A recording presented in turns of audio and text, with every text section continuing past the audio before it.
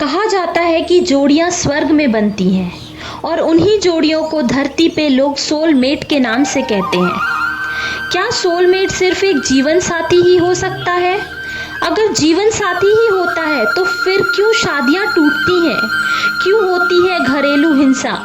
क्यों कुछ समाजों में एक से अधिक विवाह की परंपरा है? फिर क्यों कुछ लोग अपने जीवन साथी से मन के सारे विचार शेयर नहीं कर पाते हैं? फिर क्यों कुछ लोग अपने जीवन साथी को धोखा देते हैं? फिर मैंने सही मायनों में लाइफ मेट और सोलमेट का अर्थ ढूंढने की कोशिश की। आखिर कौन है ये सोलमेट? क्या आपका पति, आपकी पत्नी? शायद हाँ, शायद ना, शायद कोई और। आपका सोलमेट कोई भी हो सकता है। शारीरिक आकर्षण से परे वो आपका जीवन साथी हो सकता है, भाई बहन, दोस्त, पड़ोसी, आपका टीचर, किसी भी आयु का, कहीं भी रहने वाला कोई भी व्यक्ति। किसी ने क्या खूब कहा है, एक सोलमेट कोई ऐसा होता है जिसके पास हमारी चाबियों में फिट होने वाले ताले होते हैं और हमारे तालों में फिट होने वाली चाबियां होती हैं। जब हम तालों को खोलना सुरक्षित समझते हैं तभी हमारा असलियत बाहर आता है और हम पूरी तरह से ईमानदारी से वो हो सकते हैं जो हम हैं। अक्सर लोग सोलमेट शब्द को मैरिज से कनेक्ट करते हैं। ईश्वर ने जब ये दुनिया बनाई तो इस दुनिया को बढ़ाने के लिए एक मर्द और एक औरत बनाई, साथ ही मानव को एक डेवलप्ड और सिविलाइज्ड ब्रेन दिया। हम सब यह जानते हैं कि मनुष्य 3 तत्वों से मिलकर बना है, माइंड, बॉडी और सोल। मनुष्य विवाह करता है इसलिए कि उसके मन में कहीं ना कहीं अकेले रह जाने का भय रहता है, और क्योंकि मनुष्य की प्रवृत्ति होती है प्रेम करने की, इसलिए वह किसी न किसी को अपने साथी के रूप में स्वीकार करता है। अब बात करते हैं आत्मिक स्तर की।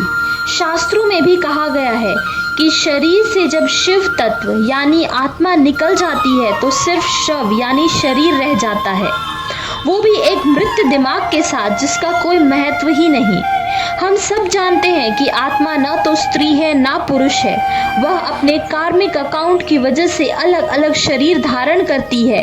आत्मा तो कभी नष्ट होती ही नहीं है, क्योंकि वह एक एनर्जी है, वह शुद्ध है, शाश्वत है, किसी मानवीय संबंधों, अपेक्षाओं और शारीरिक सीमाओं से परे है। एक ईश्वरीय तत्व है, क्योंकि वह ईश्वर की है इसलिए वह उसे अपने पास बुला लेते हैं। बहुत ही कम लोग होते हैं जो अपने मानसिक ज़रूरतों को रियलाइज करते हैं और बहुत ही कम व्यक्ति अपनी सोल की ज़रूरत को पहचान पाते हैं। यही कारण है कि धरती पर अक्सर लोग अपने सोलमेट को पहचानने में असफल हो जाते हैं और एक अधूरा सा जीवन जीकर इस दुनिया से चले जाते हैं। अब प्रश्न यह भी उठता है कि सोलमेट को पहचाना कैसे जाए? तो इसका सीधा सा उत्तर यह है कि वो पहेली के उस कड़ी की तरह होता है जिससे मिल जाने के बाद पहेली सुलझ जाती है। एक सोलमेट आपके अंदर के जो भी अनडेवलप्ड स्ट्रेंथ्स या डिजायर्स हैं उनको पहचान कर उसको एक आकार देता है। स्वाभाविक है कि जब कोई व्यक्ति आपको हर स्तर से ऊपर उठकर प्रेम करता है तो वो सिर्फ आपकी खुशी में ही अपनी खुशी देखता है। इससे ऊपर एक सुपर सोलमेट भी है और वो है ईश्वर, क्योंकि वह हर प्राणी के सोल से कनेक्टेड है। उसी ने ही हर मनुष्य के लिए कोई न कोई सोलमेट भी बनाया है। जिस तरह से एक शरीर को आत्मा पूर्ण करती है, उसी तरह से उस आत्मा को पूर्ण होने के लिए भी दूसरी सोल की आवश्यकता होती है, जो उस सोल की भी सोल होती है। ऐसा बिल्कुल भी नहीं है कि आत्मिक संबंधों में इमोशनल चैलेंजेस नहीं आते हैं, पर उसके बावजूद भी जीवन के उतार चढ़ाव में और असंख्य कमियों के बाद जिससे आपकी आत्मा जुड़ी रहे, सही मायनों में वही आपका सोलमेट है। इतना ही नहीं, आपका सोलमेट आपका गुरु भी होता है। भगवान श्री कृष्ण और राधा से अच्छा उदाहरण तो कोई हो ही नहीं सकता।